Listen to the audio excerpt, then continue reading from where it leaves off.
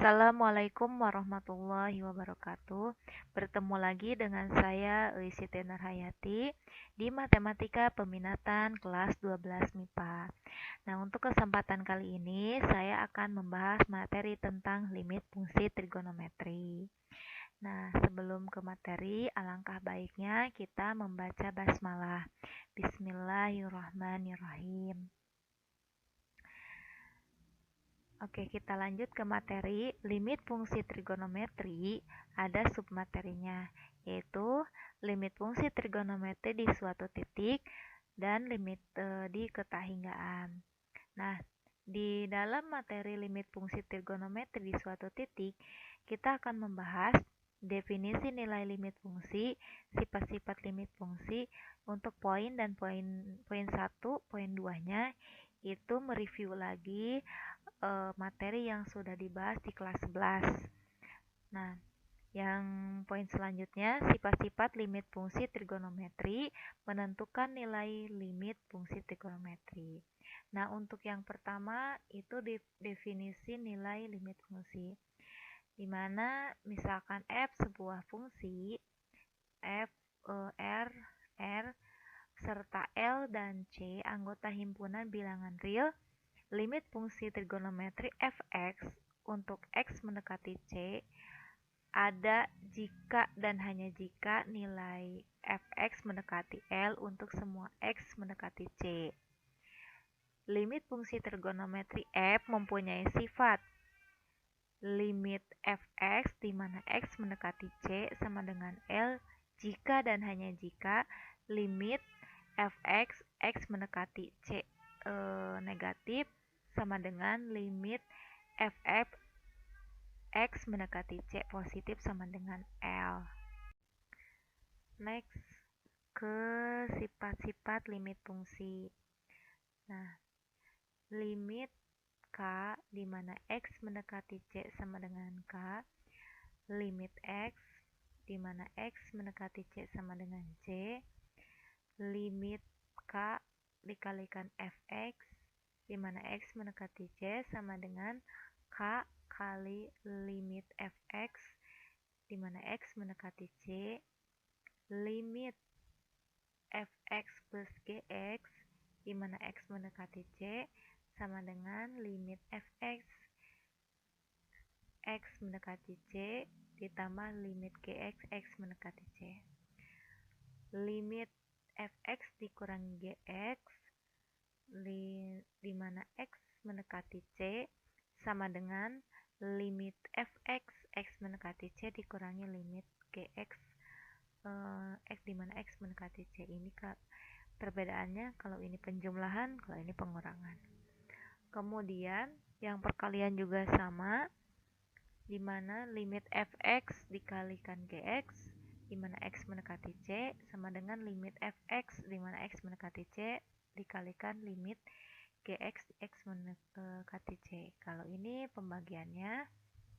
Nah, kalau ini limit f(x) pangkat n x mendekati c di mana limit x mendekati di mana limit f(x) x mendekati c dipangkatkan n. Kemudian ini limit di mana limit akar n f(x) di mana x mendekati c, akar n limit f(x) di mana x mendekati c. Kemudian next, untuk ke sifat-sifat limit fungsi trigonometri. Nah, pada dasarnya dan pada intinya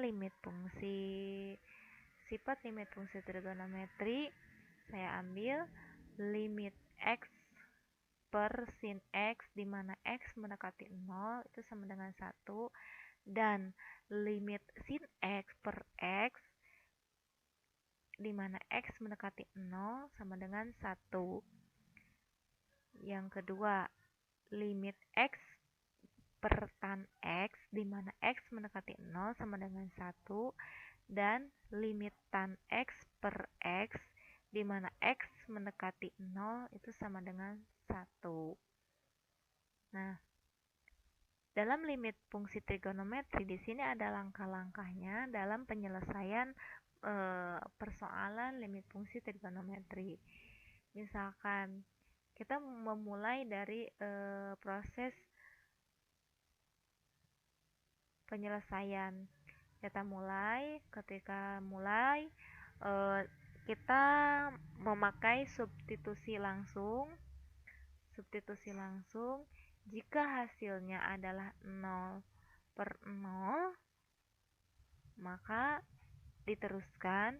Jika hasilnya tidak 0/0, maka itulah nilai dari hasil limit fungsi trigonometri.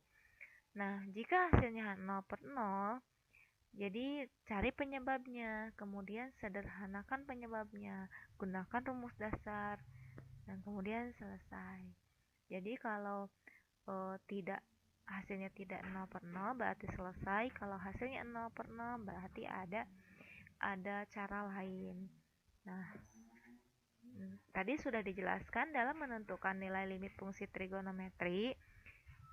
Nah, dengan cara substitusi langsung, ini yang paling mudah. Kemudian dengan cara faktorisasi, misalkan kalau substitusi langsung, ini hasilnya syaratnya tidak boleh nilainya hasil akhirnya 0/0. Jadi kalau nilainya 0/0 berarti coba cari cara yang lain. Nah, misalkan dengan cara faktorisasi atau menggunakan sifat-sifat limit fungsi trigonometri. Oke, kita ke contoh soal. Di sini ada limit sin x ditambah cos x di mana x mendekati pi. Berarti kita substitusikan nilai x-nya ke nilai pi. Jadinya sin pi plus cos pi. Berarti sin pi nilainya 0 dan ditambah cos pi nilainya negatif 1. Karena nilai 1 pi nya itu akan 180, berarti sin 180 hasilnya 0, cos 180 hasilnya negatif 1. Jadi 0 ditambahkan negatif 1 hasilnya negatif 1. Nah, kemudian limit sin x plus cos x di mana x mendekati 0, kita substitusikan langsung, berarti sin 0 per sin 0 tambah cos 0. Sin 0 kan hasilnya 0, sin 0 hasilnya 0, cos 0 hasilnya 1, berarti 0 per 1 hasilnya adalah 0. Kemudian contoh soal yang ketiga, limit 1 dikurangi 2 cos x per 2 cos x di mana x mendekati pi per 2. Jadinya 1 dikurangi 2 cos pi per 2 per 2 cos pi per 2. Berarti satunya dipindahkan. Cos pi per 2 cos 180 dibagi 2 itu kan 90. Cos 90 nilainya adalah 0. Nilainya 0 kalikan 2 hasilnya adalah 0. Kemudian 2 nya dipindahkan, cos pi per 2 hasilnya 0, berarti 2 kali 0 0. 1 dikurangi 0 kan hasilnya 1. 1 per 0 hasilnya adalah tak hingga.